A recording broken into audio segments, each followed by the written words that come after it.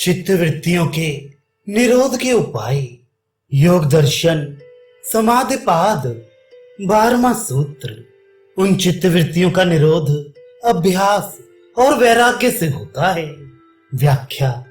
चित्त की वृत्तियों का सर्वथा निरोध करने के लिए अभ्यास और वैराग्य ये दो उपाय हैं। चित्त वृत्तियों का प्रभाव परंपरागत संस्कारों के बल से सांसारिक भोगों की ओर चल रहा है। उस प्रभाव को रोकने का उपाय वैराग्य है और उसे कल्याण मार्ग में ले जाने का उपाय अभ्यास है। अब पहले अभ्यास का लक्षण बतलाते हैं। 13वां सूत्र। उन दोनों में से चित्त की स्थिरता के लिए जो प्रयत्न करना है वह अभ्यास है। व्याख्या। जो स्वभाव से ही चंचल है, ऐसे मन को किसी एक ध्येय में स्थिर करने के लिए बारंबार चेष्टा करते रहने का नाम अभ्यास है। आगे अभ्यास के कुछ भेदों को बताएंगे। उनमें से जिस साधक के लिए जो सुगम हो, जिसमें उसकी स्वाभाविक रुचि और श्रद्धा हो, उसके लिए वही ठीक है।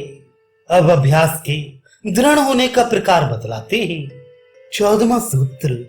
परंतु वह अभ्यास बहुत काल तक निरंतर और आदर पूर्वक सांगोपांग सेवक किए जाने पर दृढ़ अवस्था वाला होता है।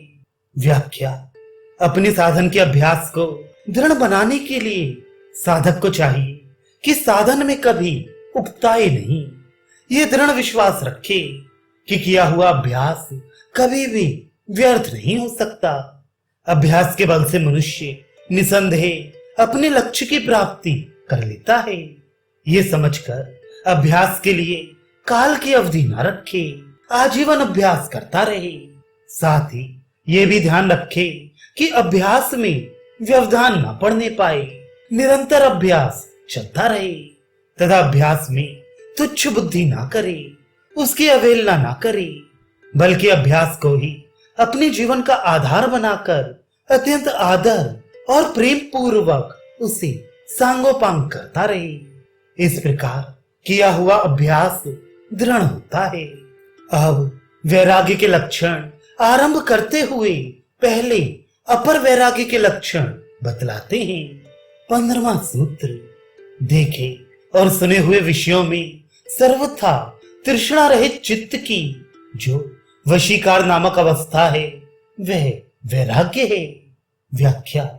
अंतःकरण और इंद्रियों के द्वारा प्रत्यक्ष अनुभव में आने वाले इस लोक के समस्त भोगों का समाहार यहाँ दृष्ट शब्द में किया गया है और जो प्रत्यक्ष उपलब्ध नहीं है, जिनकी बढ़ाई वेद शास्त्र और भोगों का अनुभव करने वाले पुरुषों से सुनी गई है, ऐसे भोग्य विषयों का समाहार आनश्रविक शब्द में किया गया है।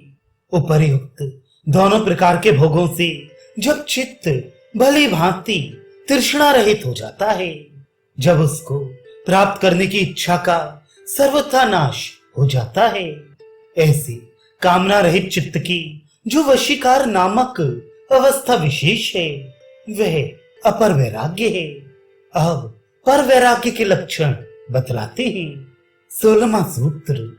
पुरुष के ज्ञान से जो प्रकृति के गुणों में तृष्णा का सर्वथा अभाव हो जाना है वह पर वैराग्य है। व्याख्या।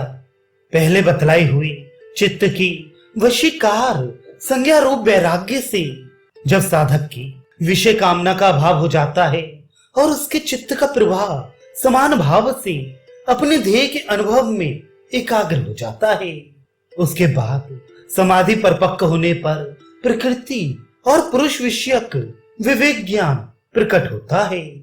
उसके होने से जब साधक की तीनों गुणों में और उनके कार्य में किसी प्रकार की किंचन मात्र भी तृष्णा नहीं रहती, जब वह सर्वथा आप्त काम निष्काम हो जाता है, ऐसी सर्वथा राग रहित अवस्था को पर वैराग्य कहते हैं। इस प्रकार चित्तवृत्ति निरोध के उपायों का वर्णन करके अब चित्तवृत्ति निरोध रूप निर्वीज योग का स्वरूप बतलाने के लिए अगले अध्याय में पहले उसके पूर्व की अवस्था का संप्रज्ञात योग के नाम से अवान्तर भेदों के सहित वर्णन करेंगे।